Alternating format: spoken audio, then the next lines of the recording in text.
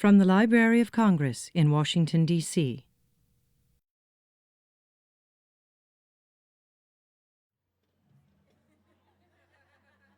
I couldn't do it on that other side. And I'd try. And then I'd stop because I couldn't do it. I could only do it going this way.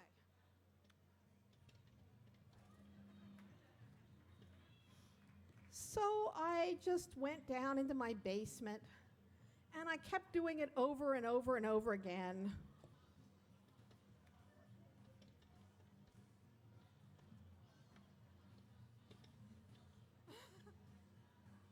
And then one day it happened.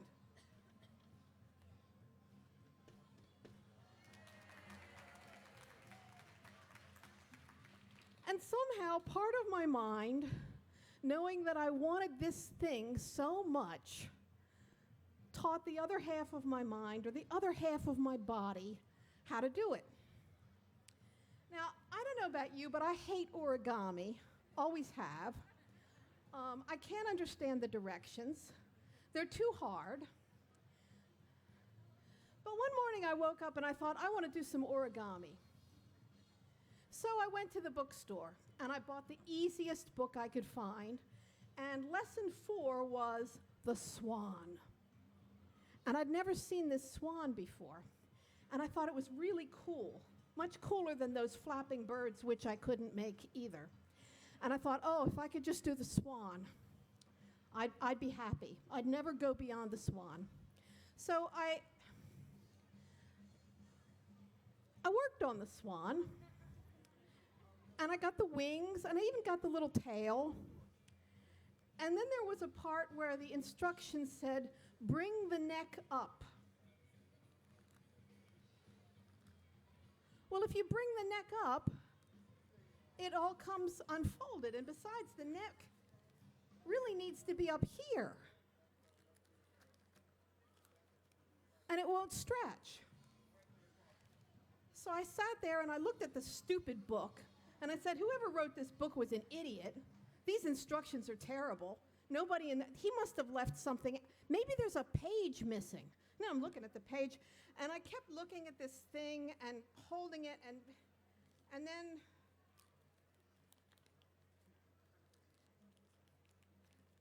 it was like my hands began to figure it out, that you had to sort of lean it back against the neck and turn it inside out, and then after that, making the head wasn't too hard. So again, there is this part of your mind that is going to help you out if you really want something and if you keep turning up. And with this book, I had to keep turning up for 6.5 years.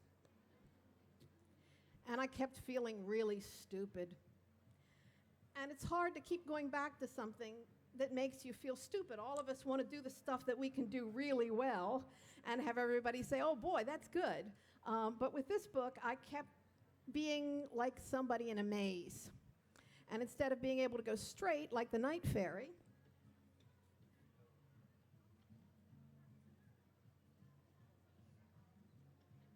I kept getting lost. So then I started thinking about that really old Greek story, which is the story of the Minotaur. And I love that story. I don't know if you all know it. There was a Greek king named Minos, and he was an evil man, and he did not respect the gods. Nobody can punish you like the Greek gods. What did they do to Minos? They caused his wife to fall in love with a bull.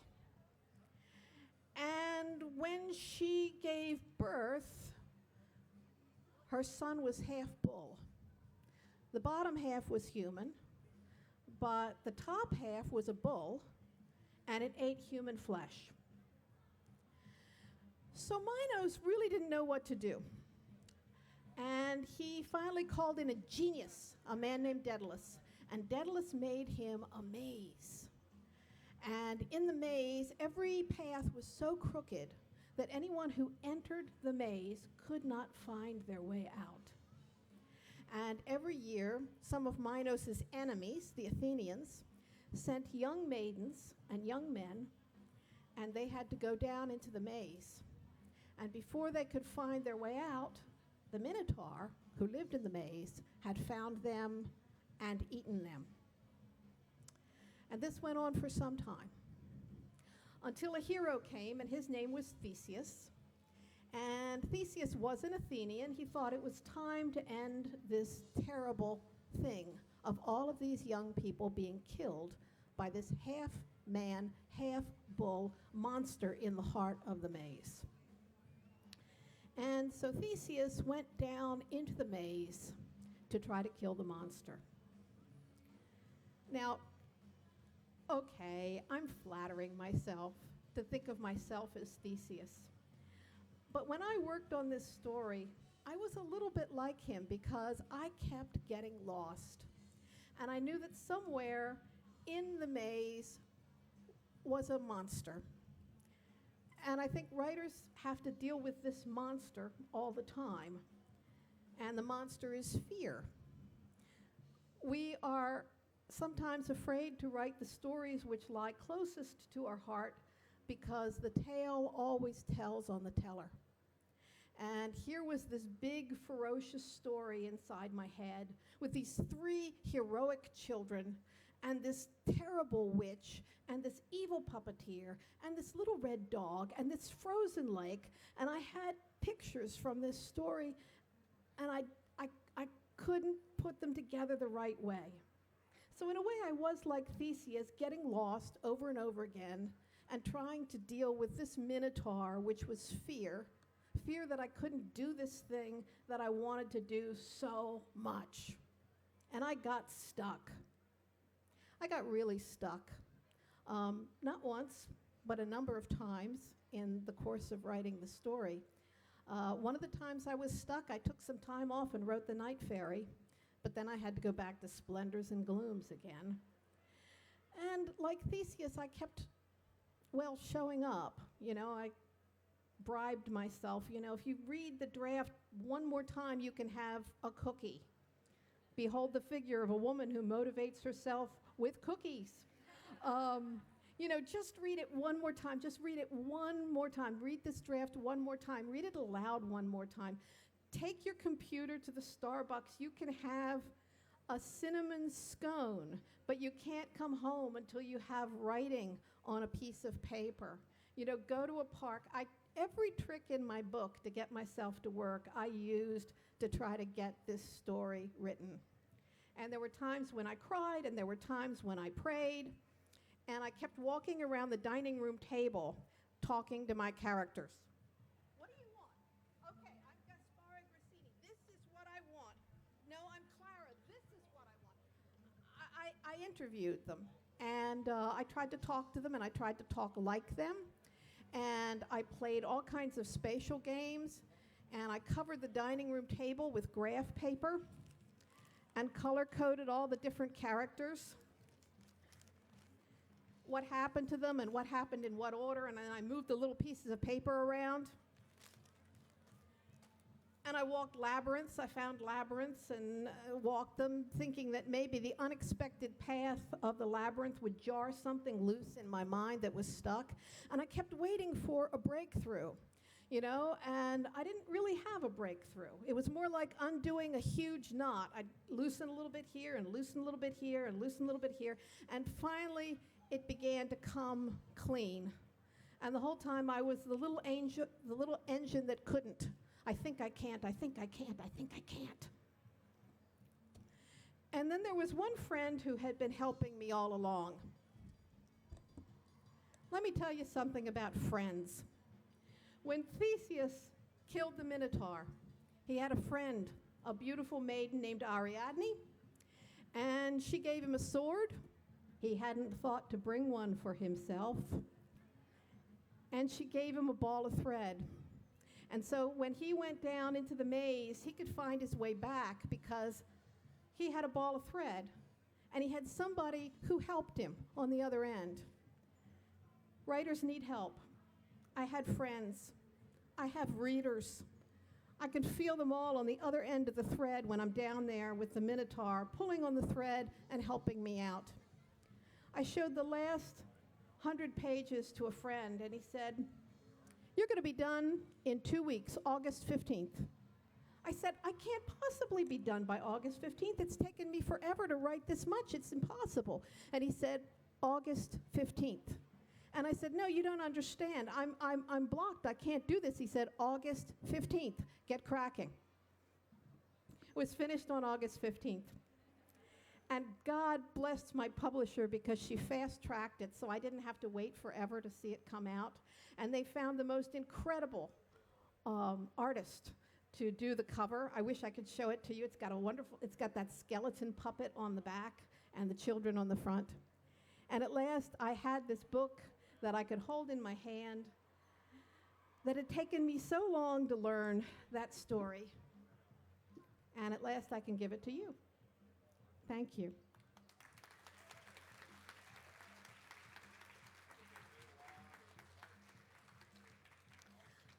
Does anyone have questions?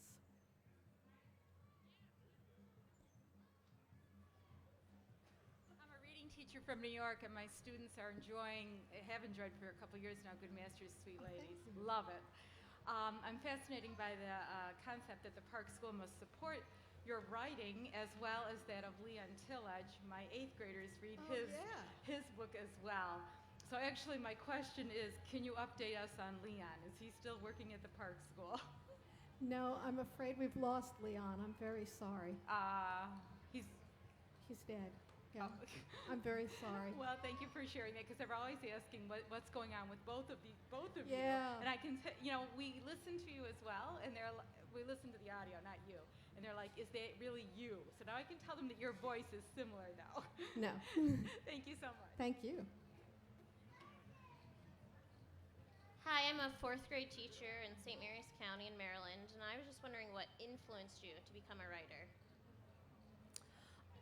My original plan was to be the world's greatest actress, and that was what I wanted very much for a very long time. And it somehow escaped my notice that I was always writing things. So I remember making up my first poem before I could even write and going to my mother and saying, "Hey, write this down." It was a really bad poem, and I'm really happy that it doesn't exist. And I wrote stories kind of all through elementary school. And then in science class in 10th grade, we had a teacher who was dull beyond anything I'd ever experienced before. And he wouldn't let me sit next to anybody because I'd talk to anybody. I'd even talk to enemies rather than listen to him. And so he put me all by myself, and so I wrote stories. And that year, my writing really took off. So I guess I partly owe it to him. And I ended up writing a script for children's theater because I wanted to be in it. And people would come backstage and they'd say, "Nice job on stage. Really good script. How'd you write the script?" And little by little, I came to realize that I really wasn't a great actress, but that I was sort of a good writer. And I decided to stick with that. Thank you. Thank you.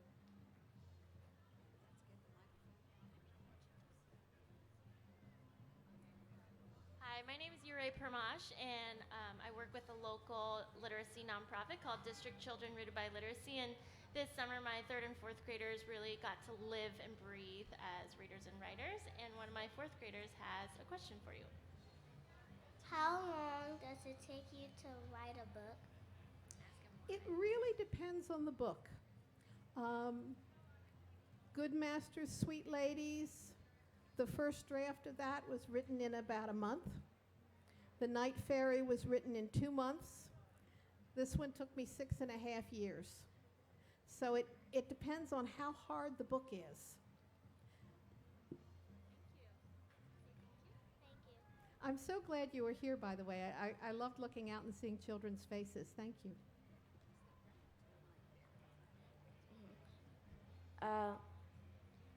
So are you going to make any more books?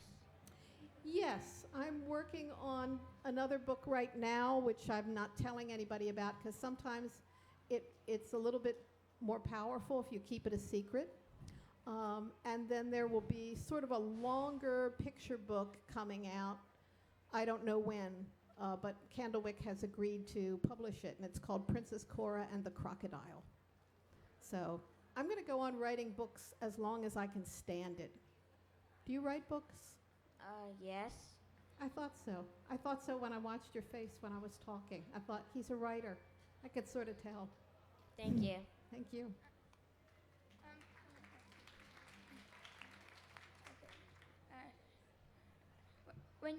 When you're making a character, how do you know that when you have the character finished and they're just right?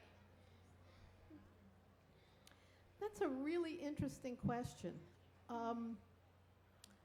I think the characters, at the beginning, I have to have the right name. And I have books of names, because until I have the right name, I can't get the character straight in my head.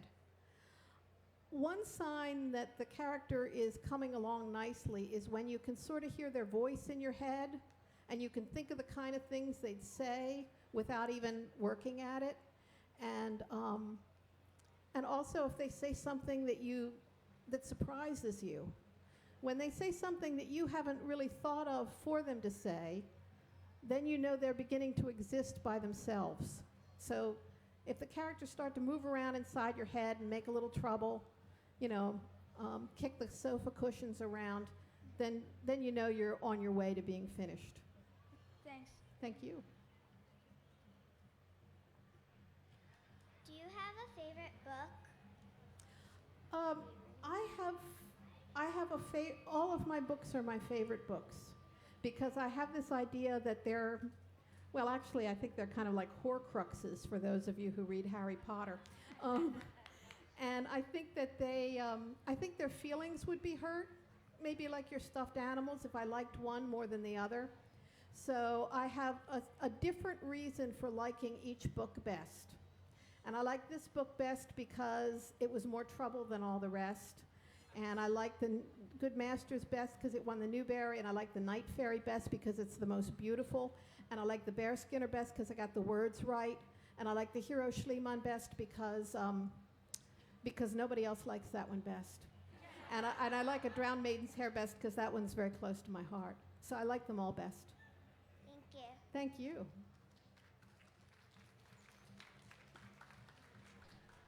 Hi, greetings from a colleague. I am an elementary school librarian here in DC Public Schools. I'm not a writer, but I am a storyteller. And I'm in my 18th year, and what I do in the summer, or as school is looming, is I find myself writing a story from my summer for my kids. And I tell them the story. I teach pre-kindergartners through 3rd grade, and I tell them all the story during the first week of school. And it changes depending on the age and how many times I've told it, and I do write it down, but I think I write it in my head first. So basically my question is, as a working librarian, and I don't know how old your students are, but do you think about your kids when you're writing your books? And who would love it, and what child would really, really like this character, or what child is this character, and how they're gonna react when they read it? Because when I write my little stories that will never be written anywhere permanently, I'm always thinking of my kids. So that's my question, and I'd like to know how old the kids are at Park School. The ones I teach are 3rd through 5th. I used to have 2nd through 5th, but when I moved to 3 days a week, I had to lose a grade, and I missed my 2nd graders because that's a special age. But so 3rd grade through 5th grade are my children, and I bow to you for being able to make up a story every year from your own head and tell it to children, because that's brave. That's brave. I do a lot of storytelling, but I never dare to tell my own because I'm so afraid that the kids would, and because I'm afraid I can't tell it properly. So I tell other people's stories. And yes, I think about them all the time, and I can tell you this because I'm in a different city, but Parsifal in Splendors and Glooms happens to be one little boy that could never behave in carpool. He was so bad in carpool. And I just started looking at him and thinking, what is it with this kid? And I watched him, and I realized he was so imaginative and so lonely. And so he became Parsifal in my story. So I'm thinking about my kids all the time, and also what they would like and who would be the person who would read this story. Yes.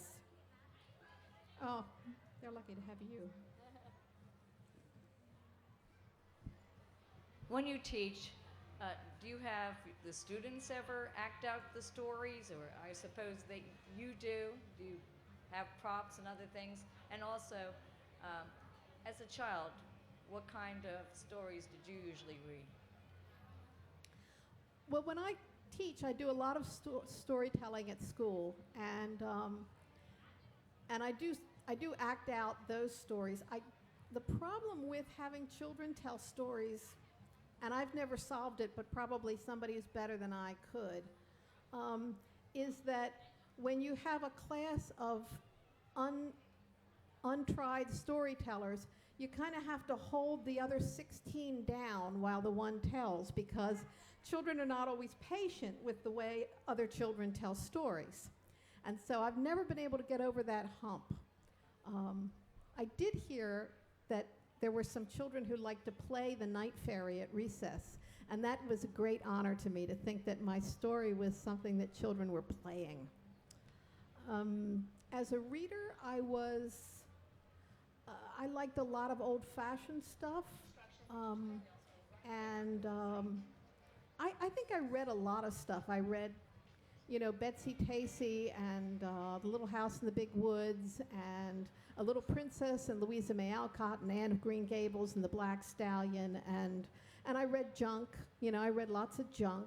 I think reading junk is kind of a good sign in a reader. I like to see students reading everything, including junk, because I think it's roughage, and I think they need it. Thank you.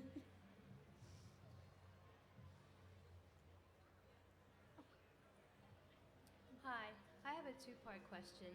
I have a husband and a daughter who love to write and have wonderful stories in their minds, but there's so many of them, and I was wondering if you could give some advice for them to come from their minds and actually become printed, because my daughter's dream is to see something printed anywhere. And then my second question would be, I'm the non-writer. What role can I take on to feed their imagination and to help it to expand? Oh, what a sweet question. Because, you probably are already doing it. You're probably listening to your writers complain all the time, because that's what writers do. They complain constantly. And then they talk about these stories in their heads. I was very lucky that one of my friends, when I first thought of Splendors and Glooms, I took her out to dinner, and I said, I had this kind of crazy idea. And I started telling her about the story, and she said, oh, that gives me chills. And she showed me that the hair had risen up on her arms. And I think if I hadn't had that first reaction, I might not have read the story. If I told somebody about the story and somebody said, oh, that you could work on that, it wouldn't be the same. So that's, in terms of your daughter, there is a website and a magazine called Stone Soup, which publishes the work of children. And they do some things in a regular printed magazine, but I think they publish more online, which allows them to publish the work of more children. I don't know if I've answered your question. I think that it's something that we're all here, so we can think about. Thank you. Thank you.